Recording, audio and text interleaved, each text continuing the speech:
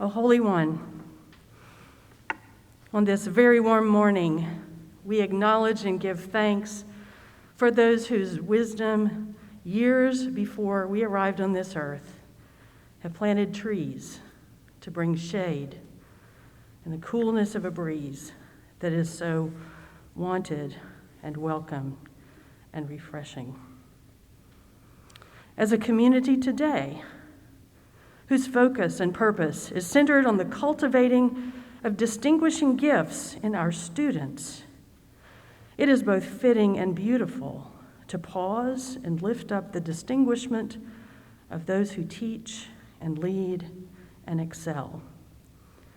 Their accomplishments honor not only each of them and those who have assisted them, but our whole community, as we give thanks to the source of life for the gift of their being and their leadership, and give affirmation and encouragement to them for continued adventures and growth. May a spirit of wonderment and peace be among us as we revel now in these next few moments in all of this that we are privileged to share. And may we make a difference for the worlds and the moments that we have each been given to love and to which and to whom we bring our best. With gratitude and grace, we are here. Amen. You may be seated.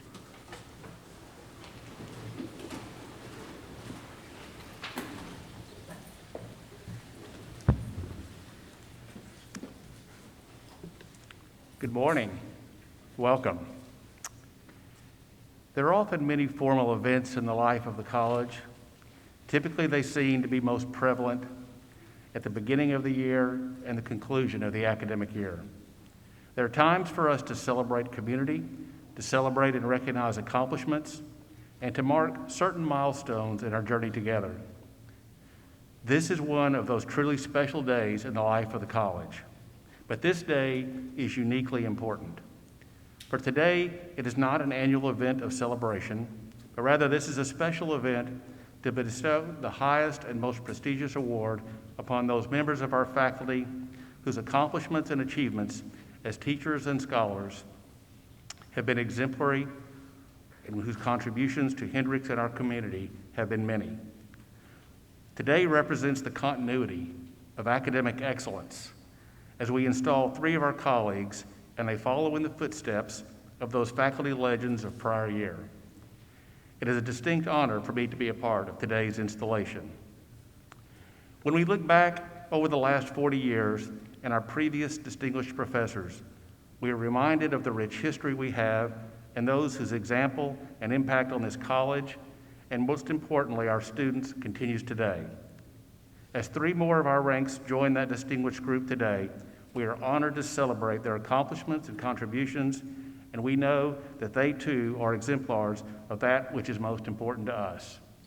Welcome to everyone, and congratulations to our soon-to-be new distinguished professors.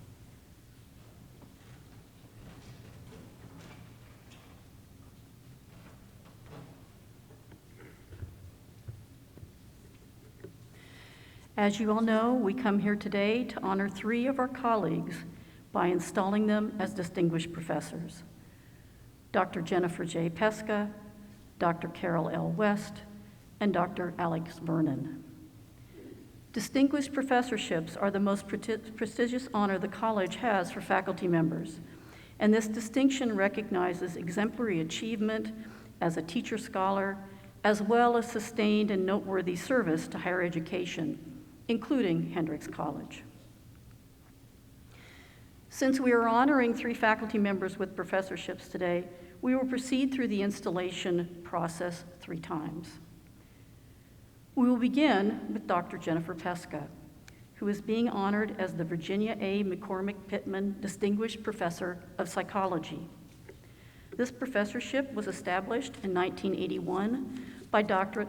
Margaret Pittman, a 1923 Hendrix graduate who made world-changing contributions in vaccines as a research scientist. Jennifer Peszka will be the 5th faculty member to hold this professorship, following Albert M. Raymond, Bruce Haggard, Stephen Kerr, and Margaret Peg Falls-Corbett. Dr. Peszka holds a PhD and MA from the University of Southern Mississippi, both with an emphasis in general and experimental psychology, and a Bachelor of Science degree in psychology from Washington and Lee University. She began her career at Hendrix in 1999, and she currently teaches courses in statistics, learning, sensation and perception, behavioral neuroscience, and sleep and dreaming.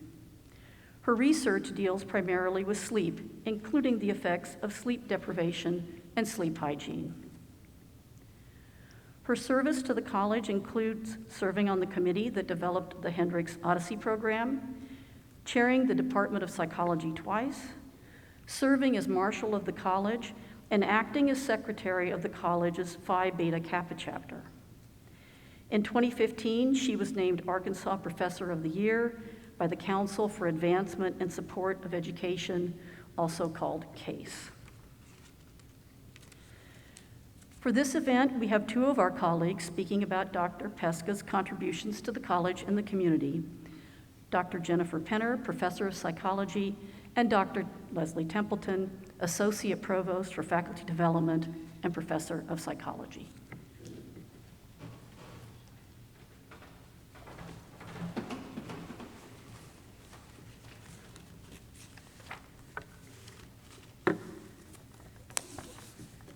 Good morning, everyone. I'm Leslie Templeton. I'm a member of the psychology department. I was hired a few weeks into my tenure track position before Jennifer was, and so I was able to participate in her search. I saw the first teaching that she did on our campus, and I was with her as we first began our tenure track time at Hendrix together. And I'm Jen Penner. I'm also a member of the psychology department, and I've been here since 2005. So I've known Jennifer since then as a teaching mentor, a research collaborator, and an office neighbor, and a friend. So Dr. Bonebright told you some of Jennifer's accomplishments, and you should not be surprised by those. She's a thoughtful and talented teacher and mentor. She runs a productive and useful program of research that involves students and faculty colleagues, and she's had her fingers in most pies the college has baked in the last 20 years. These accomplishments tell only part of her story, though. Tim Maxwell, a longtime member and longtime chair of the psychology department, wrote in a letter of support during one of Jennifer's formal evaluations that her work with students was marked by her characteristic zeal. I think this is a necessary feature of Peszka's professional and personal lives, and Penner and I want to share a few examples of her zealotry with you today. Characteristic zeal describes my very first memory of Jennifer. I had just moved to Arkansas from Colorado, and I needed to purchase some supplies for my office, and so I walked 2 doors down to Jennifer's office to ask for directions to Target, which is a conversation that I thought would take about 5 minutes. And about 1 hour later, I left Jennifer's office with 2 sets of directions to Target, one that went through and one that went around road construction, directions that even the smartest of foraging squirrels would envy. You know, I study spatial navigation, and I was overwhelmed with the amount of detail. So cardinal directions, landmarks, like a near reenactment of driving to Target from Jennifer's office. And so Peszka brings this characteristic zeal to every encounter she has, and it's amplified by this rich dose of detail and thoroughness. And she brings it to every task, every relationship, interaction, research project, committee work, student work, learning experiences. And so she has a talent for turning all work, even mundane work like giving directions, into something interesting, productive, and joyful. Jennifer has a really strong commitment to community. So when our departmental colleague Leslie Zorwick published her first book, Jennifer organized a cupcakes and Cosmo party in her honor that was attended only by departmental faculty. She assigned several of us to make cupcakes, hand-squeezed probably 2 quarts of lime juice, shook up cocktails in Lindsay Kennedy's kitchen after school one day, and we had a happy hour party expressly to make Zorwick feel special and celebrated. She could have just sent her a personal note. She could have gotten a card signed by the department, but she wanted all of us to celebrate together. She wanted us to all be together while Leslie got to celebrate this accomplishment. And related to that sense of community, I think it's fueled by her enthusiasm for learning and engagement. So Jennifer and I shared an Odyssey professorship a few years back where we were investigating the effects of sleep or lack of sleep on lots of things, but one of them was attraction. So we asked student participants to engage in this speed date of sorts where we set them up with a person they just met, and we were asking them to interact, and we wanted to measure their romantic interest and behaviorally. And we agreed that a clear sign of interest is how fluid a conversation is, and if there are awkward lulls or pauses in the conversation, that might mean a lack of disinterest. So we had to agree on what an awkward pause or lull was, and so I suggested like 10 or 15 seconds. That to me seems to the point where I'd be like, something's not happening here, right? And to that, Jennifer shrieked in horror as if I just told her office was on fire, because it was unfathomable to her that a person could just go 10 and even 15 seconds without participating in a conversation, without asking a question.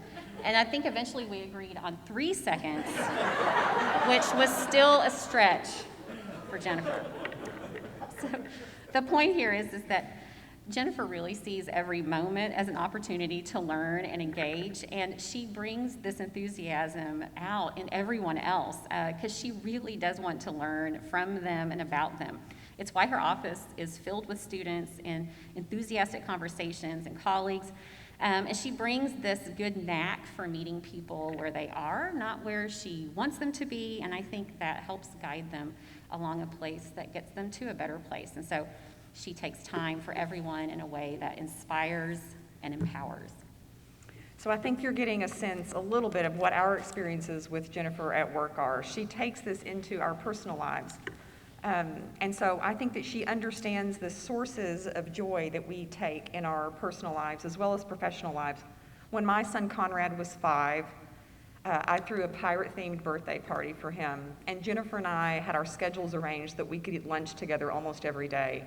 So she heard me talk about the plans, that we were going to have it at a neighborhood pool, that I was going to make pirate hats out of red bandanas, that I wrote a pirate-themed skit for my husband and Conrad to reenact, in which my husband walked the plank, which was the diving board.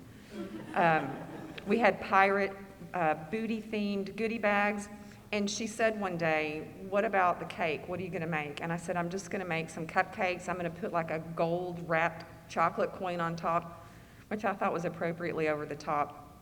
She immediately gathered all of her lunch stuff up and left without saying another word to me. And I thought, all right, well, lunch is over. And I got back to work, and 10 minutes later, she burst into my office, even though it was shut, because she's always made sure she has a key to my office, even though my office is keyed differently than everyone else's. And she said, "I've just sent you some emails." They were links to detailed instructions for how to make a birthday cake that looked like an open pirate's chest with jewels spilling out of it. Over the course of the next 3 weeks, she egged me into creating sand out of graham cracker crumbs.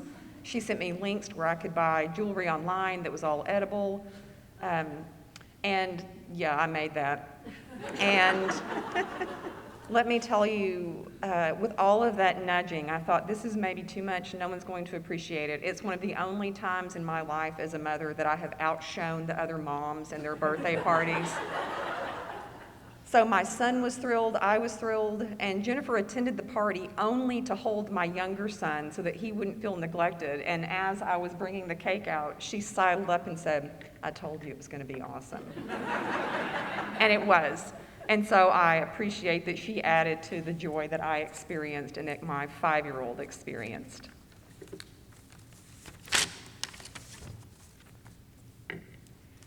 Yeah, I think sparking joy is good, and it's exactly what Jennifer does. And part of the reason that she's so good at that is because she models so well empathy and perspective taking. So I have to say, after the directions to Target, I was a little overwhelmed. I was like, who is this woman that lives 2 doors down from me? But my next interaction with her that is of memory is when I went into her office, and I'm sure I was asking her for advice on teaching, and we were talking about a crazy thunderstorm that had happened the night before, and there was lightning and thunder, and it was wild. And I just casually mentioned the storm, and Jennifer casually mentioned that, yeah, she knows about the storm because she had spent the entire night either on her porch or in her crawl space. There's debate about which one that was. Well, it's different occasions Yeah, she's done it. okay, it depends on the storm maybe, yeah, and where she lives. With her dogs, because her dogs are scared of lightning and thunder. And she mentioned it so matter-of-factly, like, yeah, she had some coffee that morning. Actually, she doesn't drink coffee, but she had some orange juice, right? So she did it just to comfort them, and I picture her curled up with her dogs. I point this out because this is exactly how Jennifer approaches every relationship with every animal, but also every student and colleague and friend. If there's something that she can do to make someone's life a little bit better, a little bit easier, to ease some pain, then she's doing it, like hands down. There's just no debate. And she does it under the radar. So Jennifer's characteristic zeal and her love for learning that Tim so perfectly labeled is fueled by this perfect icing on the cake, and it's empathy and compassion. She's smart and accomplished for sure, and part of the reason that she's those things is because she has this special recipe that makes her so productive. And in this way, I think Jennifer embodies even more than unto the whole person, but also unto the whole community. Jennifer, we as a department are so happy for you and proud of you for the ways you model a life of accomplishment, integrity, service, and joy. I and we all look forward to many more years with you as a distinguished colleague and friend.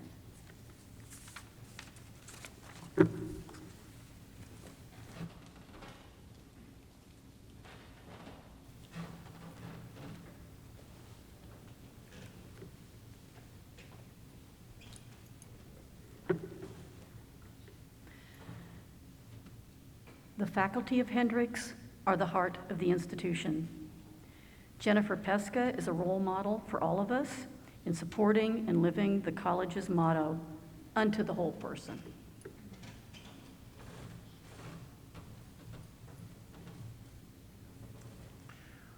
With the authority given to me by the trustees of Hendrix College, and upon the recommendation of the faculty, and in recognition of your significant and exemplary work as a member of the faculty, I hereby install you, Dr. Jennifer Peszka, as the Virginia A. McCormick Pittman Distinguished Professor of Psychology with all the rights and privileges pertaining thereunto.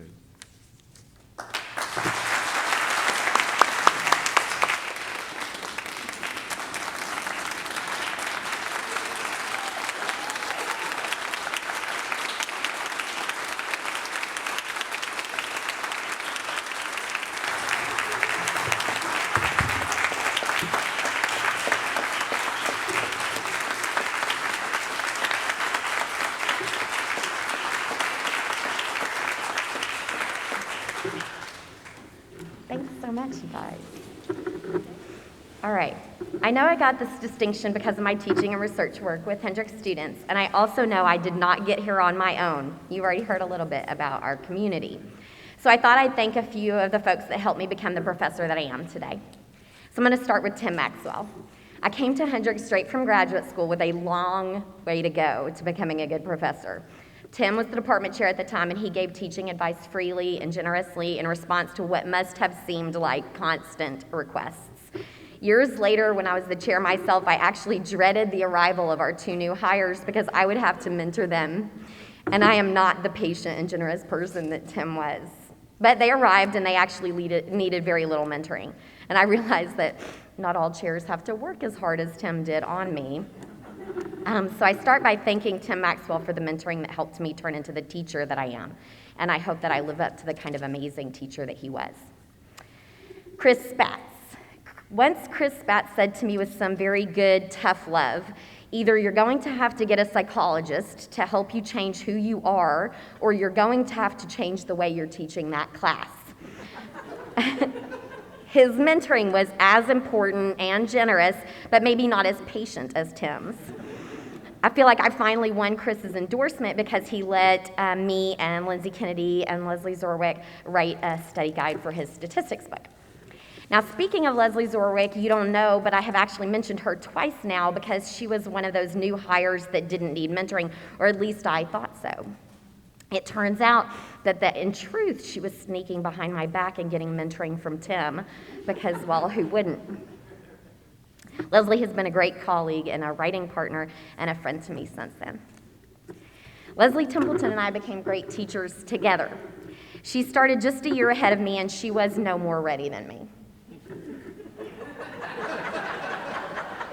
We spent hours talking about teaching and how to handle whatever crisis was going on in our classrooms, and I'm thankful to have had someone in the deep end of the pool with me during that time. We also became grown-ups together, and Leslie taught me that if you don't know what you're making for dinner, just start cutting up an onion because you're going to need that no matter what. Lyle Rupert. Lyle took me along many times to chaperone 50 Hendricks students on a week-long research conference that taught me that roll with the punches rather than expect plans to work out is a better way to go with students in general, and that they'll still learn great stuff even when your plans fall completely apart. He also taught me that I could drive a 15-person van in Chicago rush hour traffic, which was a lesson I did not want. Now, he has not yet taught me his endless optimism, which I could either learn from Lyle or my friend Lee Laster counts, but there's still time for the two of you to try to teach me to always see the silver lining. Jen Penner. Jen and I had an Odyssey professorship together that she mentioned thanks to Julia Mobley. We looked at the impact of sleep deprivation on dating and mating decisions and made Women's Health magazine, who wrote about our findings on sleep goggles. And Jen taught me the right way to teach evolution to students in my learning class. She was not pleased with what I was doing. She also taught me not to panic when the gas light on the car comes on. In exchange, I taught her that it is part of real sleep research to eat an entire bag of Lay's sour cream and onion potato chips after having kept 1,500 students awake for 36 hours. And I am forever thankful for her friendship and her research collaborations with me. Ann Goldberg. Ann has been working with me for the last 5 years thanks to a project grant and an Odyssey professorship that are funded by Charles Prentice Heff. To look at the role of sleep, work, social relationships, and your gut microbiome in long, healthy lives. We have had countless adventures, many car-related adventures, during this work with many students, and she has taught me about the value of qualitative data, empathy in research, and taking every opportunity to say yes. In fact, that's one of Ann's mantras, to say yes. So it was to her dismay that I convinced her to say yes to collecting fecal samples as part of our research with older adults. Lindsay Kennedy. Lindsay and I share a love of mediation and moderation and mediated moderation. And I have so enjoyed collaborating with her as we help our students in statistics classes and our research labs come to love those things as well. Now, I take forever to get things done, and I can hold on to something as not being quite done yet, like a manuscript about REM sleep and eating that I've been working on since graduate school, which goes back to those potato chips I was talking about earlier. But Lindsay is the most no-nonsense teacher and researcher that I have ever met and collaborated with, and I'm thankful to her that she's been able to teach me maybe a little bit of that. Ann Muse. Ann and I got to know each other working along with J.J. Whitney to lead explorations. Ann and I made great counterpoints to each other because she is thoughtful and kind and empathic, and I teach statistics. I think that in my time working with Ann and becoming wonderful friends, that along the way she is rubbing off on me a little bit. Tom Goodwin. I'm not sure what I can say about how Tom mentored me over these years. Tom has provided an ear to listen to any kind of struggle I'm having. And while it might be hard to believe if you know Tom, he has often been the calming voice that I needed to hear. I can also say that he can't be trusted. When he asked me to be an assistant marshal, he said, all you have to do is help line students up at graduation.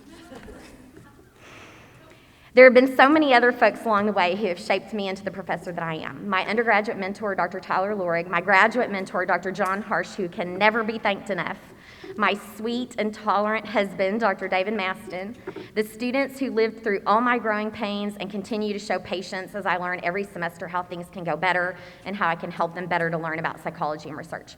My parents, my dad who modeled an unending work ethic, and my mom who asked me once if the reason I didn't have kids is because she made it look bad. And I told her that she did it so well, I never thought I could live up to her. I'm thankful to all of these people and everyone else who played a part in making me a better professor. And while I don't see any way I'm going to live up to my fellow North Arkansas native, Dr. Virginia A. McCormick Pittman, I will do my best to teach students about psychology and research in a way that will make her proud.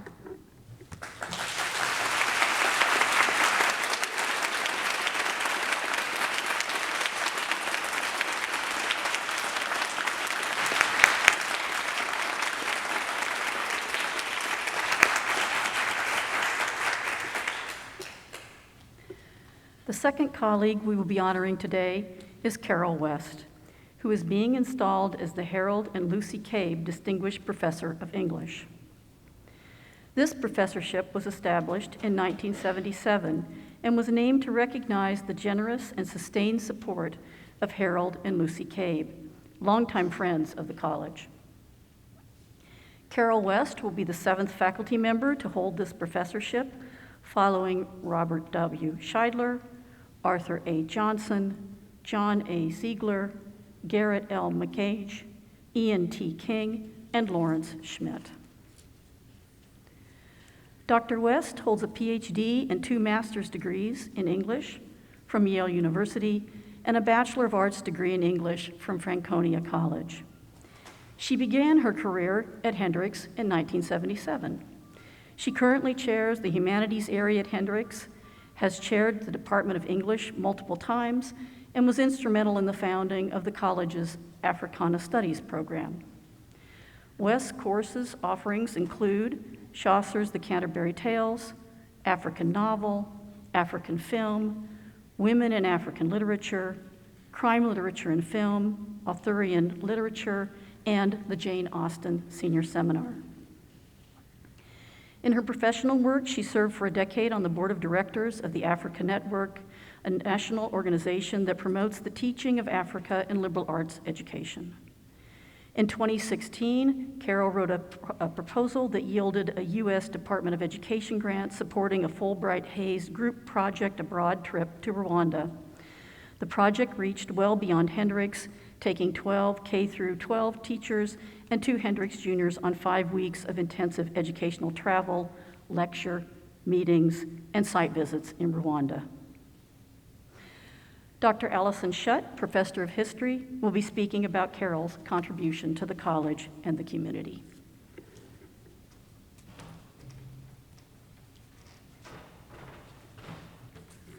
Good morning, colleagues. I am delighted to say a few words about my friend and colleague, Carol West, on this joyous occasion of her induction as the Harold and Lucy Cabe Distinguished Professor of English.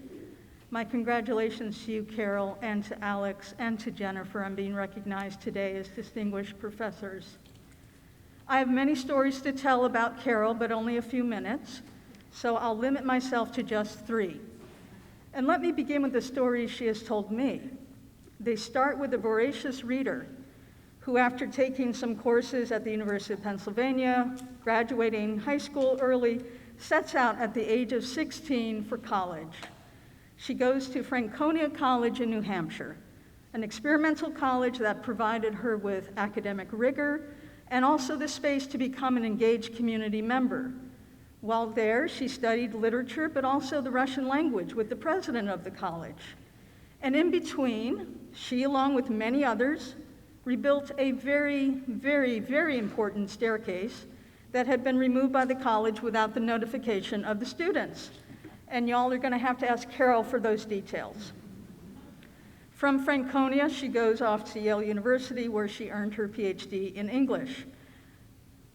I highlight this brief background because I think within it contain many of the qualities that make Carol such a fantastic teacher and colleague.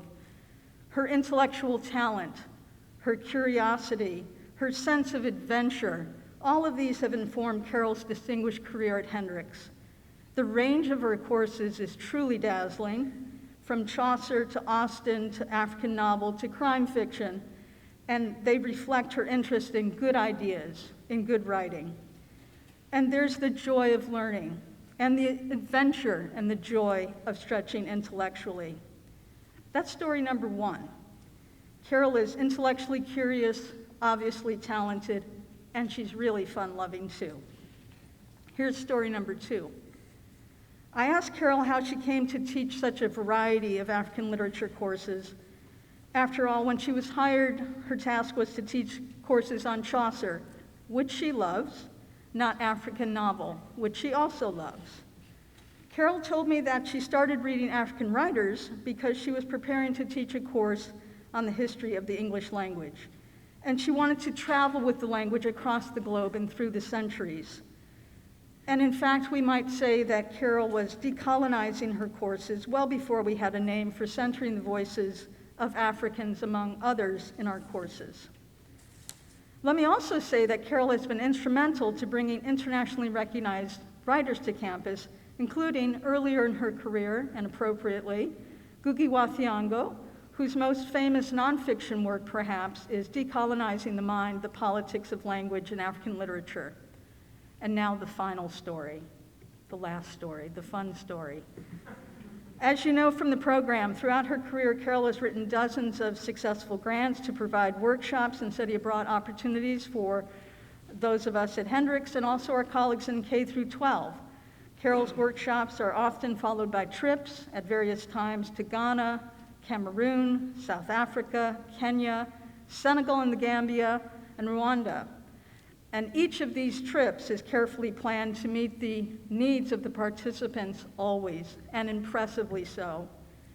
With Carol's help, our K through 12 colleagues have expanded their curriculum to include African literature, culture, history in their courses, and social studies, literature, and composition. So thank you for that, Carol. And you've been waiting, where's the fun bit? Here's the fun bit. Carol is a great traveling companion, a fantastic person to travel with. She's a lot of fun. And during one of those Fulbright trips that she authored, we were in Cape Town one night, and I can't remember who was reading to whom, but we had a David Sedaris book with us, and we were reading out loud to one another, and we were laughing so loudly that we woke up a student who was down the hall from us, who came to our door, knocked, and asked, "Is everything okay in there?" And of course, everything was wonderful. We were having a wonderful time, and the beginning of a wonderful trip through South Africa. Carol is just like that, fun. Congratulations, Carol, on being named the Harold and Lucy Cave Distinguished Professor of English.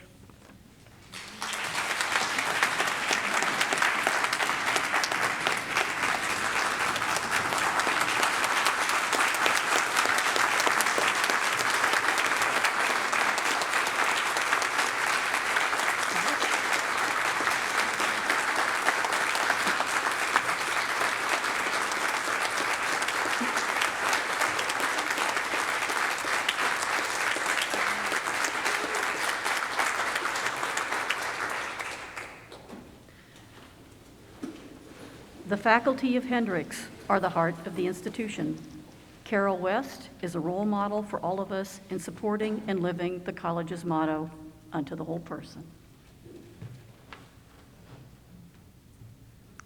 Carol, with the authority given to me by the trustees of Hendrix College, and upon the recommendation of the faculty, and in recognition of your significant and exemplary work as a member of the faculty, I hereby install you, Dr. Carol West, as the Harold and Lucy Cave Distinguished Professor of English, with all the rights and privileges pertaining thereto. Congratulations. Thank you.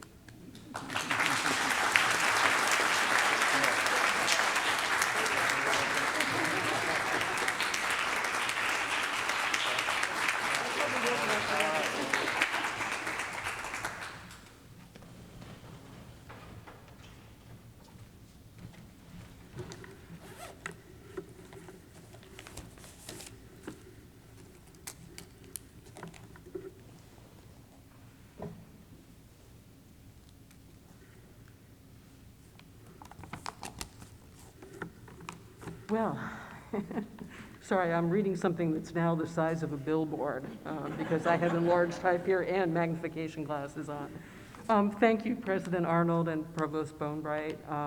My thanks also to Allison, there you are, who actually could have told much more problematic stories than the ones that, I mean, we also had students in tears and, you know, dealing with things like that.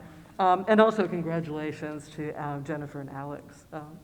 So I'm very grateful to accept this professorship. I'm also fully aware that so many colleagues in today's audience are equally deserving of this honor. I also know that nothing worthwhile that I've managed to accomplish has been a solo effort.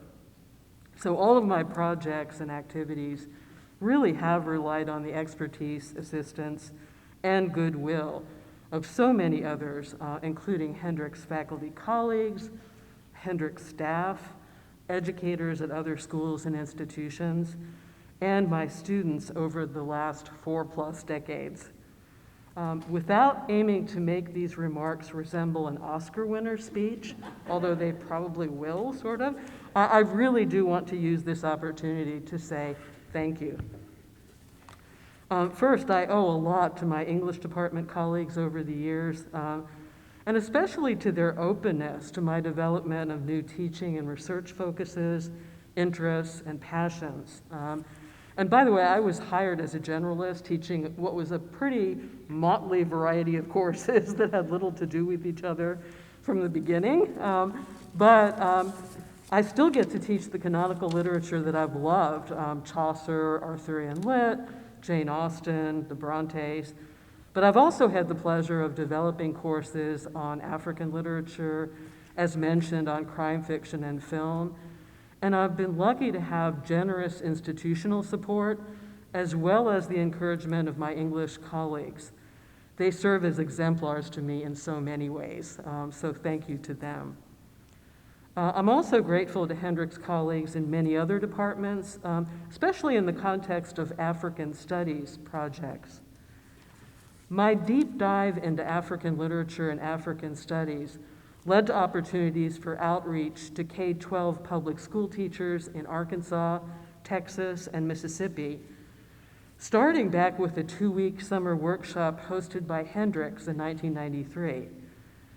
So that experience led to many other African studies workshops over the next 25 years, as well as 6 Fulbright Hays group projects abroad. These are like 5 to 6 week stays in Africa, to a variety of African nations. We went to Ghana in 1997, South Africa in 2000, Kenya in 2002, Cameroon in 2005, Senegal and Gambia in 2009, and Rwanda in 2017, all funded by the U.S. Department of Education. Each of these projects involved hard work and interesting challenges for me, no question, but also many satisfactions and plenty of occasions for fun. But these activities invariably demonstrated the maxim that it takes a village. Many essential contributors were involved in making these projects possible. One of those people is Allison Chet. She's been an African Studies outreach mainstay for me, whether in serving as a speaker at multiple summer workshops or serving as the on-the-ground coordinator of the Fulbright Group Project abroad in South Africa, where she wielded the crocodile scepter. She can tell you more about that. And also got to reconnect with a Zulu language professor she'd studied with many years earlier. Allison has always been an extraordinary colleague and friend, a source of wisdom and humor. I've learned so much from her, and we've had lots of occasions to laugh together. I'm also grateful to the Hendrix colleagues who collaborated in, boy, it's hard to even remember what year this was, but a team teaching former course on Africa and interdisciplinary approach, which was about, I think, 20 years ago, and we taught it maybe 3 or 4 times. And it launched the possibility of an Africana studies focus at Hendrix. Now, among those colleagues were 2 that are no longer with us, Dr. James Jennings and Dr. Eric Binney, both of whom were also crucial to the success of my African Studies outreach projects and Fulbrights. James was invaluable in decoding the language and expectations of the Fulbright application's assessment instruments. To me, it was like reading something written by the IRS. It was really, like, what do they want? But he was wonderful at figuring that out and making it understandable. So the 2017 Fulbright to Rwanda really would not have received funding without Dr. Jennings' expert guidance. Likewise, Eric Binney was a master collaborator in all of my K-12 outreach projects. His genial, engaged presence helped to make any challenges surmountable and any situation better. I especially appreciated Eric's adventurous spirit. One of the things I loved about him was invariably he wanted to make a long-term move to whatever country we were visiting. So on the Fulbright to Kenya, we were visiting Eldoret University in Western Kenya at one point. He was thinking, well, on my next sabbatical, I'll come back and start a theater arts program here. And actually, that could have been a possibility. We did a pre-Fulbright reconnaissance trip to Rwanda in 2016. And there he became excited about the possibility of returning as a Peace Corps volunteer. He would have been wonderful. While he didn't ultimately move to either country, Eric's enthusiasm was always inspiring and energizing, and all of the teachers and students that I worked with loved him. He made every project better. I miss James and Eric, and I'm extremely fortunate to have worked with them. In addition to all of the K-12 teachers, the many faculty colleagues at other colleges and universities, just sticking together, in the US, including those who are members of the Africa Network, and the numerous Africa-based project coordinators that have made decades of Fulbrights and other outreach activities possible. I do want to mention that countless Hendricks staff workers and offices have been crucial to the success of these projects. These include the humanities area administrative assistants over the decades. From Jean Nunn's, I don't know how many of you remember Jean Nunn, who was a long-term humanities area administrative assistant, but she would type and spiral bind hard copies of my book-length Fulbright applications back in the 90s that had to be sent to DC by snail mail. No electronic applications then. I think for the Kenya one, everything got delayed in their decision process because there was an anthrax scare in post offices back then. So I think that might have moved them towards doing electronic applications. But that was the case when Gina Goad was administrative assistant for humanities, and she worked on the many technical mysteries and challenges of the Fulbright electronic applications, which again, were probably written by the IRS, I'm thinking. We really had a tough time often deciding how to upload anything on that. Again, my great appreciation goes to them. And regarding the applications, the electronic ones, by the way, anybody who knows me would definitely know that the basis for selecting me for this professorship was definitely not my tech skills. Okay. So on that vein, Hendricks IT and the help desk have been crucial to my accomplishing anything in recent years.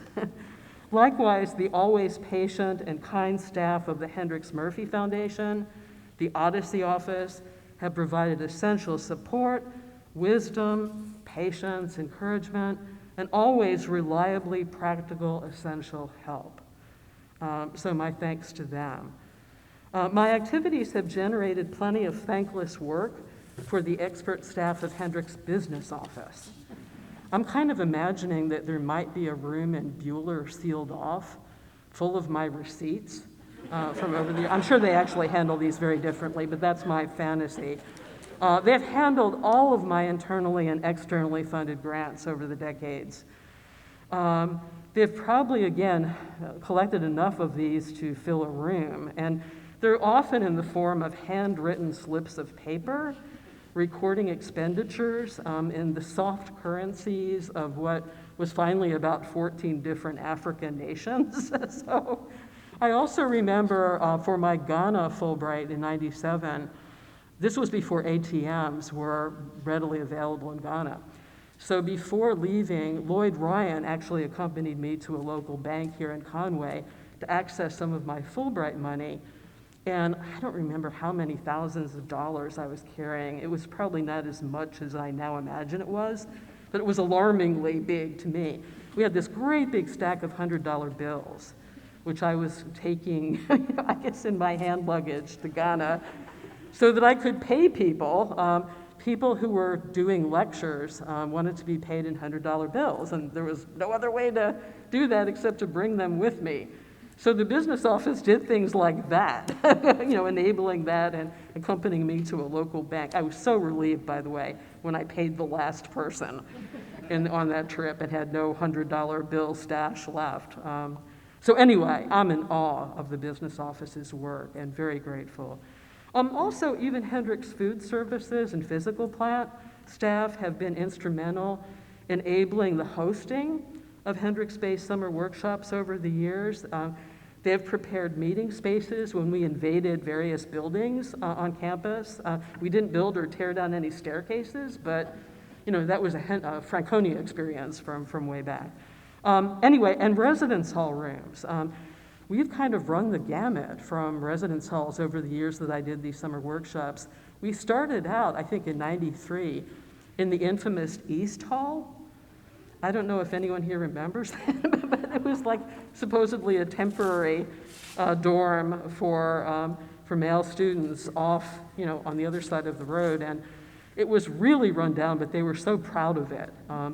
But it wasn't really well prepared initially for my teacher. So we literally had to kind of tape garbage bags to the windows so that people had something along the lines of shades or curtains so that people couldn't walk by and peer into people's rooms. So that was kind of like the low end. And gradually over the years, my workshops had housing that kind of moved up. So I think we were in Galloway one summer, another summer, and what were then the new residence halls like Brown. And then the most recent Rwanda group stayed in the really fancy kind of rooms above Purple Cow over in the village at Hendricks. So we really moved up in the world over the decades. But even then, it was a lot of work for physical plant. The beds were really high in those rooms. And some of my teachers were not really in shape to vault into their bed at the end of a really busy day of activity. So they had to lower all the bed heights for us. I've created a giant amount of labor over the years for all sorts of other people at Hendricks, including many, many staff. So I definitely want to acknowledge all of that. This is a great opportunity for me to say thank you. Even if those folks aren't here in person, I want to get the word out, because I've definitely been the person who's enjoyed an outsized portion of the rewards and the fun in all of these collaborative bits of work. Finally, I also want to acknowledge how much I owe to my students over the decades, whether in designing a new course or planning an African Studies outreach project or writing an article about Jane Austen's fiction. I'm ever influenced in my thinking and goals by my students' suggestions, interests, ideas. They're great questions. So they continue to challenge and inspire me. I owe them a lot. So I'm lucky to get to do what I love on a daily basis. The further good fortune of being awarded this professorship still feels a bit surreal. I've managed to say something here today other than wow, or, wow, this is bizarre, which is what I was doing for quite a few days after learning about this. So I think I've managed to become a little bit more articulate. But it's still surreal to me, but also exciting and affirming about my future at Hendricks and my connections to the world beyond our campus. So thank you.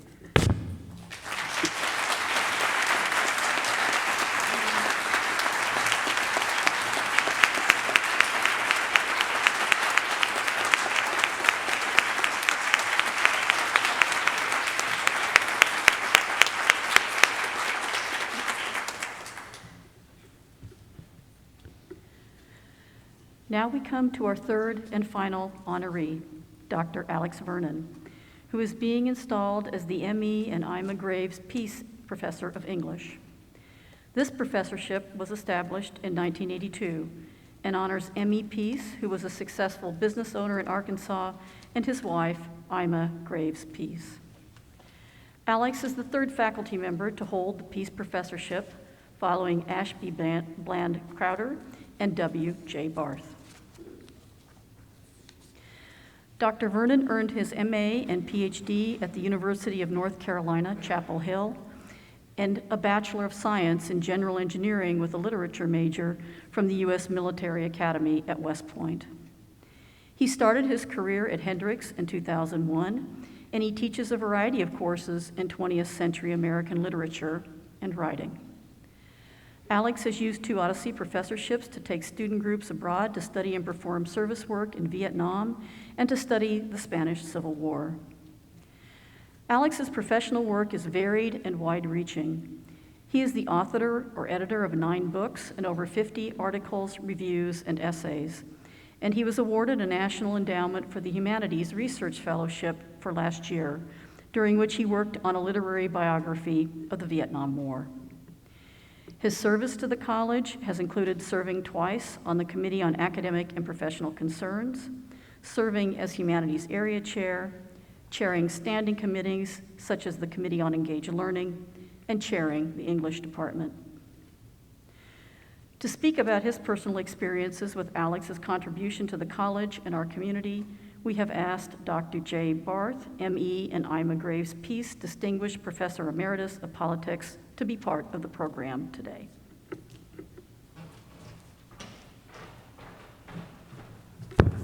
Thank you, Provost Bonebright. Good to see everyone this morning. And first, congratulations to my dear friends Carol and Jennifer for their well-deserved recognitions.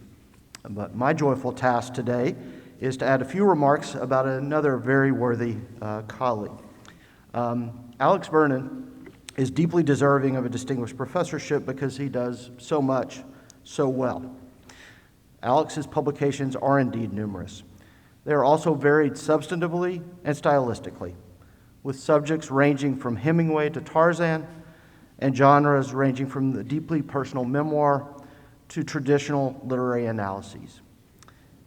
Because of Alex's giftedness as a writer, and it is an enviable giftedness, they are also accessible to a wide array of audiences. And because Alex's production of written work is so expansive, some might think him to be a faculty member animated primarily by his professional writing. However, that is a badly mistaken portrayal of his 2-decade career at Hendrix. Indeed, across his 20 years at Hendrix, Alex has carried out important service on campus, including his work in transforming his department. He arrived 20 years ago as the youngest faculty member in a department with mostly faculty members who were talented, deeply talented people, but were primarily literary traditionalists. And Alex certainly has traditionalistic elements. Don't get him started on the pitfalls of magical realism. But because of his inherent multidisciplinarity and openness to new ways of thinking, Alex has served as a bridge to help create a department of truly exceptional classroom teachers grounded in cutting-edge methodologies and in the study of literary works and film. But at Hendrix, it all starts and ends with student development. While a strong classroom instructor, Alex shows his true greatness as a teacher in 2 key ways. First, Alex creatively links the classroom to dynamic, engaged learning experiences that often take students away from Conway and across the globe. These varied group trips include those to sites of significance to Hemingway, related to the Spanish Civil War, and because of his deep interest in the literature of the Vietnam War, this has also meant 6 group excursions to Vietnam with 48 students. Alex understands that students can only fully understand literature when they have a knowledge of the terrain which inspired that literature. Second, Alex is a truly great mentor, building relationships with students and asking them the right questions to help them grow intellectually and personally. As a student in Alex's Tim O'Brien's Vietnam tutorial put it, quote, "I am incredibly grateful for your mentorship and support over the last 2 or so years. I can honestly say that our Murphy tutorial was a turning point in my life and completely changed how I see myself as a writer." But Alex's mentoring doesn't stop with students' graduation. Dr. Wesley Beal, now an associate professor at Lyon College, writes, "Dr. Vernon is the kind of professor who can mentor from afar. Even 15 years removed from studying with him at Hendrix, I find myself guided by the model he set as a thoughtful and engaging professor. I've taken all of his advice, except, of course, not to follow him into the professorate." Dr. Gushan Aviez, class of '02, and now a professor at the University of Maryland, reflects, quote, "Whether he knows it or not, he has been a role model for me for the past 20 years as I've built my own career as a professor. His influence has stayed with me. In my own essays and books, I try to mirror the clarity of expression that defines his style. In addition, every semester, I try to bring the kind of energy and insight he showed to my own classes." But Alex's teaching and mentorship doesn't just involve Hendrix students, present and past, but also in his work with the veterans community in Central Arkansas, employing group writing therapy to aid veterans troubled by their military experiences, as Alex was by his. One of those veterans writes about this experience, quote, "I can't say enough how much this group has meant to me. The timing was such that participating in this group has helped me tremendously in the transition from military to civilian life. I have a much broader perspective and understanding than I would have on my own." Finally, Alex is a role model in another key respect. Alex maintains a balance between his life at Hendrix and a grounded personal life that provides stability and perspective. Because his older daughter began college this week, and his younger daughter, who's here, began pre-K 4 last week, he's been doing this balancing act for most of his time here. And he has at least 14 more years to go. That ability to separate oneself from what can be an all-consuming campus life is crucial and serves to make Alex better at what he does. I remember when I first met Alex during a coffee break at Fall Faculty Conference just a few days after 9/11. There were few faculty members in my age cohort at Hendrix at that time, and our shared time in Chapel Hill, although we did not know each other, created an immediate bond. In those early days of our friendship, I remember particularly our conversations about the meaning of 9/11, because Alex had, because of his own experiences and his scholarship, such insights about the war that was emerging that remains with us today. Alex Vernon is a scholar and teacher who has spent his life grappling with the impact of war on the lives of those who fight them. And now he is appropriately and justifiably the Peace Distinguished Professor of English. Thank you.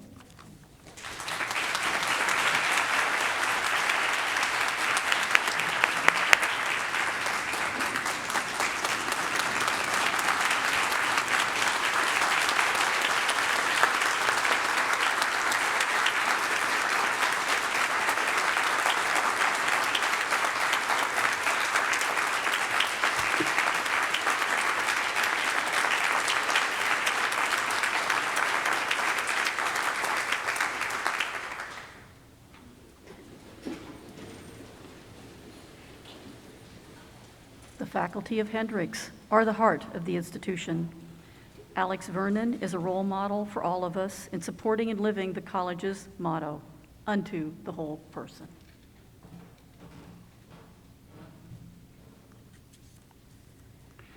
Alex, with the authority given to me by the trustees of Hendrix College and upon the recommendation of the faculty, and in recognition of your significant and exemplary work as a member of the faculty, I hereby install you, Dr. Alex Vernon, as the M.E. and Ima Graves Peace Distinguished Professor of English with all the rights and privileges pertaining thereto. Congratulations.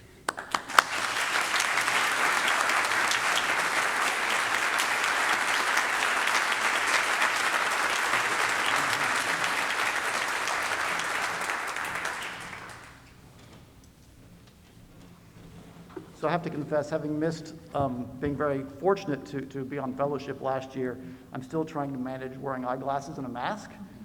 So at the moment, you're all kind of blurry, which actually might be a good thing given how nervous I am. A few years ago, I gave a talk. I didn't give a talk, I gave an introduction to a speaker, and it was the biggest audience I'd faced, like 1,200 people. And I just did an introduction, I wasn't even the main act. And afterwards, a friend of mine said, "I knew you were nervous when you read your own name." So, and I tell this story now almost every time I talk, purposely looking out, right, to make sure that I'm not reading my own name. It's a thrill to be on stage with Carol and Jennifer, whom I've admired for many years, and thank you, and Terry and Jay, for your kind remarks.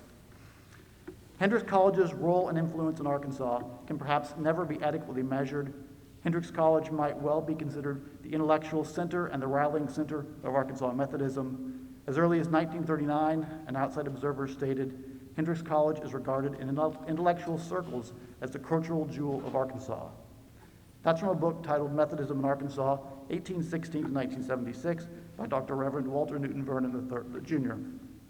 Granddad spent summers researching at the archives at the Old Bailey Library. While they were in Conway, my grandparents lived with a Beale family, and Jay just mentioned Wesley Beale. So their grandson, Wesley, is the Wesley Beale that Jay mentioned, who is now a professor at Lyons College. As a child, I was always intrigued by the microfilm reader and huge swing-arm magnifying glass on my grandfather's desk. These were mysterious contraptions to me, but I knew somehow they were gateways to answers of some sort or another. I write very different histories.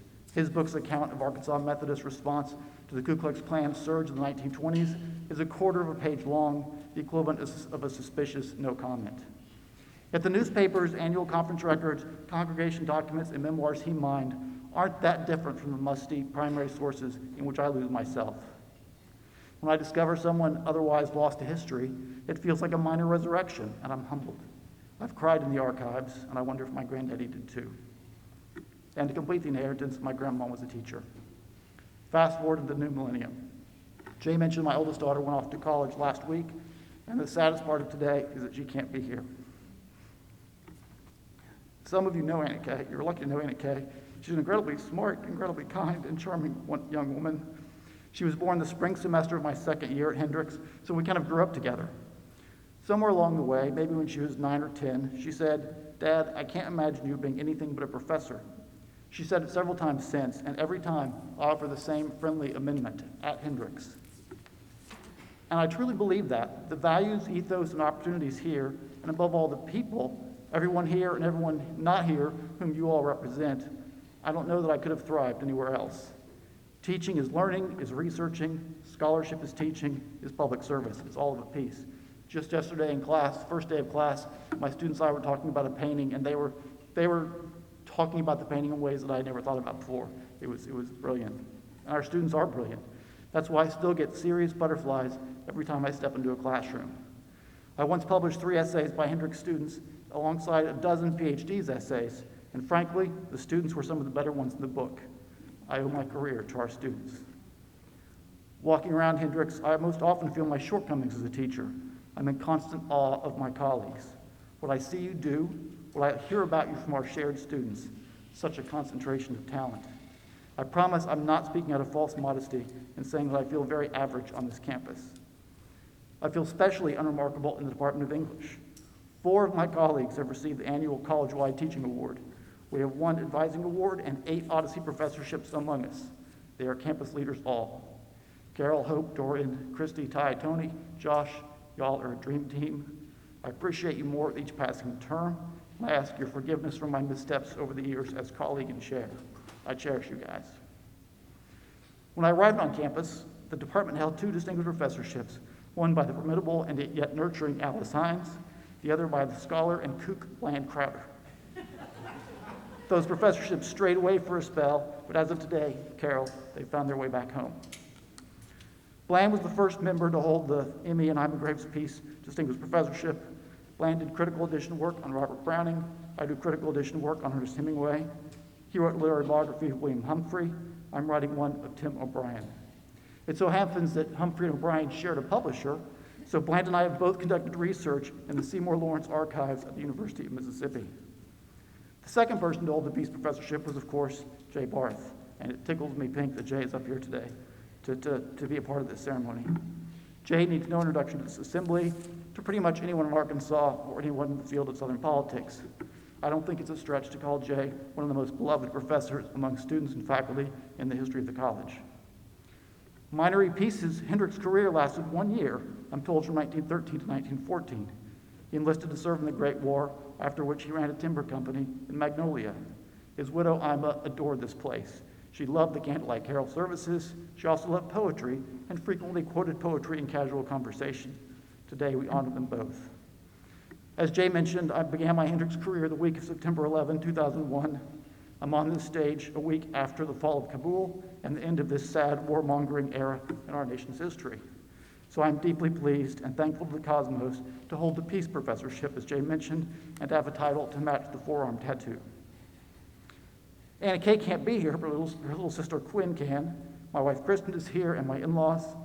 I get to talk about cool books and films and the writing craft with clever people on a gorgeous campus for a living. Kristen works to ensure Arkansas's foster care system does everything it can to serve the best interest of those kids. I bring home stories about fictional people's troubles and punctuation abuse. She brings home the stories of actual people's hard knock lives, and she brings them home, but she usually keeps them to herself. She's the one who deserves this medal. Thank you, Kristen, for your love. And thank you all for being here today, for being at Hendricks every day, for each other and for our students.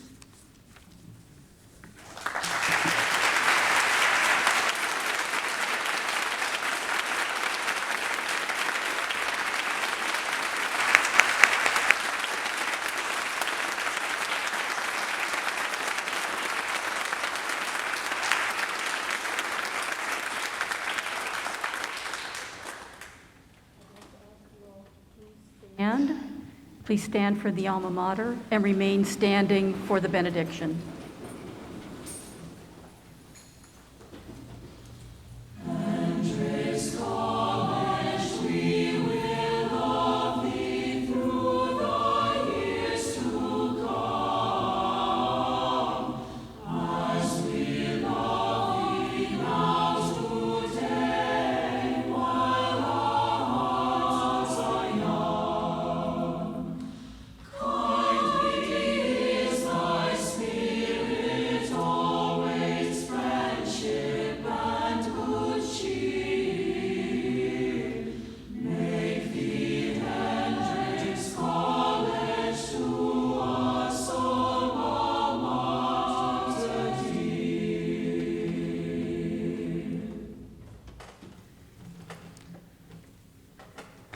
I would ask that you stay and remain at your seats until the platform party and the faculty have recessed from the room.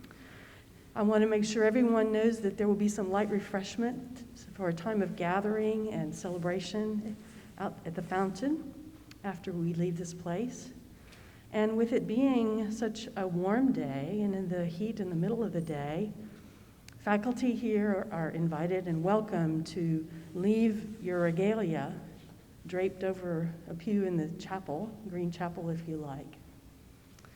But for all of us here as we leave, let us not cast aside any too soon, but to continue to carry with us the stories, the tributes, and most importantly, the impact of what we have heard shared today, acknowledging and grateful for the ways that these exemplars inspire and empower us to go forth and live our best for the ideals of Hendricks College.